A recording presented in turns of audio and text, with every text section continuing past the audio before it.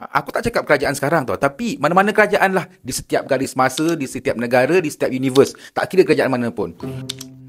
Kadang-kadang aku fikir kerajaan ni dah macam makcik bawang kepoci dalam grup WhatsApp tau. Kan, semua benda dia nak simpan, gambar, screenshot kan, tapi bukan untuk bantu orang, tapi untuk tunggu masa membahan orang. Bezanya makcik bawang simpan gambar jiran beli bawang sebiji pasal tak ada duit, tapi kerajaan dia simpan fail jenayah ahli politik. Jenayah weh, bukan resit RON 95 yang dulu kita tak pernah ambil, tapi sekarang ni hari-hari tiap-tiap kali kita isi minyak kita mesti ambil pasal nak tengok kita untung berapa kan. Bila kerajaan tahu seseorang ahli politik tu buat jenayah tapi dia tak dakwa, dia simpan, itu bukan kerajaan. Itu makcik store pejabat yang suka simpan fail lama sebab nanti bos akan minta. Aku rasa dalam bangunan kerajaan, tak kira kerajaan manalah kat dunia ni, bawah meja, atas kabinet, dalam laci, belakang water dispenser, semua mesti penuh dengan fail. Fail apa? Fail rasuah, fail salah guna kuasa, fail makan komisen projek jambatan yang tak pernah jadi, fail terowong bawah tanah, fail perombokan tai hidung, fail dan macam-macam lagi lah. Tapi bila ditanya kenapa tak dakwa, dia jawab, relax, belum masanya lagi. Apa ni? Ingat ni daging perap ke? Nak tunggu raya baru kau nak makan, nak masak benda tu. Sepatutnya kan, ini aku ulang balik, sepatutnya kerajaan dakwalah terus. Kalau salah masuk mahkamah, settle kan. Undang-undang ni bukan buffet. Kau tak boleh pilih yang sedap je. Tapi apa kerajaan buat? Aku tak cakap kerajaan sekarang tau, tapi mana-mana kerajaan lah, di setiap garis masa, di setiap negara, di setiap universe, tak kira kerajaan mana pun. Kalau dia kawan, fail senyap.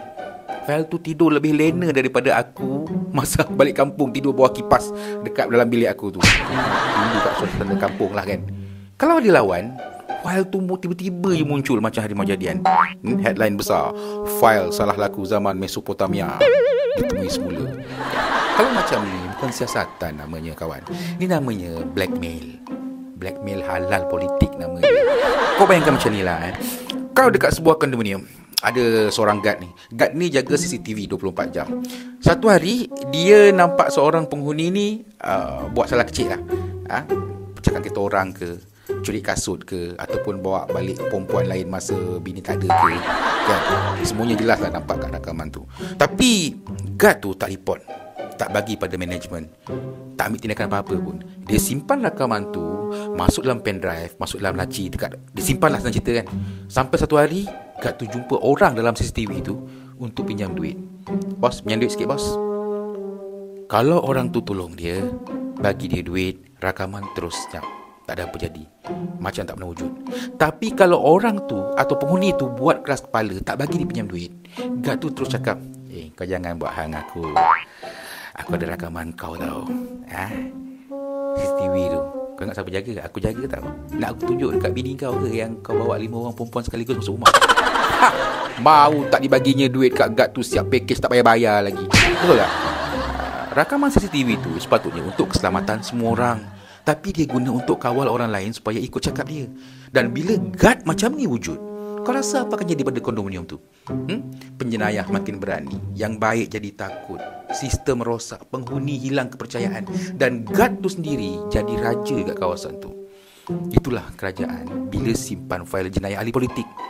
Fail tu bukan lagi untuk keadilan. Fail tu jadi CCTV untuk ugut orang, jadi alat kawalan, jadi modal kuasa. Lagi lama disimpan, lagi ramai ahli politik yang rasa, kalau aku buat salah pun tak apa kot kan, guard takkan report selagi aku ikut cakap dia.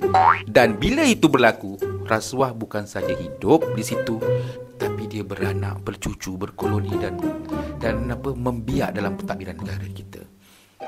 Kau pernah perasan tak, setiap kali Malaysia masuk musim politik monsun ataupun pemilihan parti ke apa, ada lompat parti, ada tarik sokongan, ada ugut halus-halus.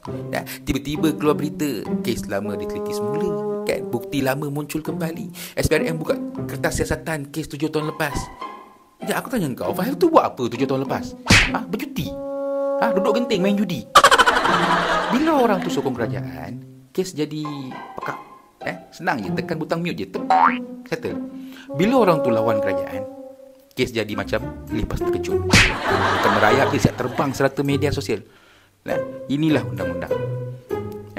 Undang-undang bergantung kepada siapa geng kita. Kalau geng, lulus. Kalau bukan geng, habis.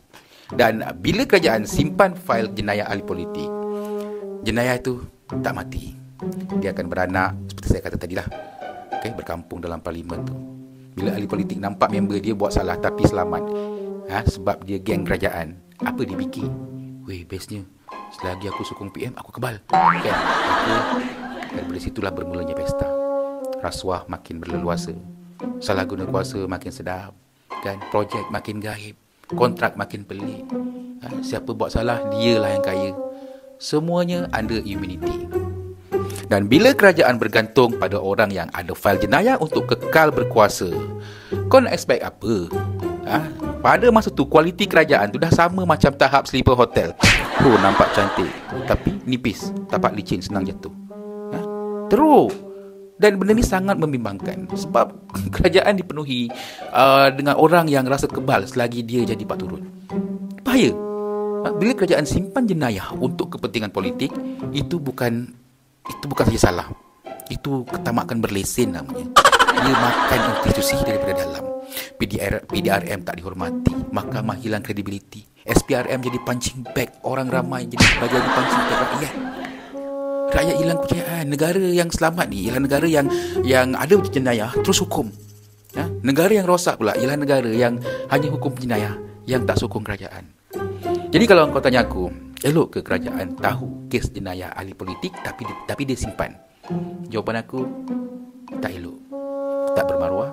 Dan kalau benda ni jadi normal, negara kita yang kita cintai ini bukan lagi sebuah negara. Negara ini akan jadi kedai pajak gadai para penjenayah. Habis cerita. Hey, stop scrolling. Unify tengah buat benda paling gila untuk tahun 2025. Kau pasang internet, dia bagi kau TV. Kau pasang internet, dia bagi kau iPad. Kau pasang internet, dia bagi kau bill free sampai 6 bulan. 100 MBS RM89, 300 MBS RM129, 500 MBS RM149. Kontrak 2 tahun free bill 3 bulan, kontrak 3 tahun free bill 6 bulan. 100 MBS dapat TV Sharp Android 43 inci percuma. 500 MBS dapat TV Sharp Google 55 inci atau iPad percuma. Pendaftaran percuma. Modem router percuma. Pemasangan percuma. Kau nak apa lagi?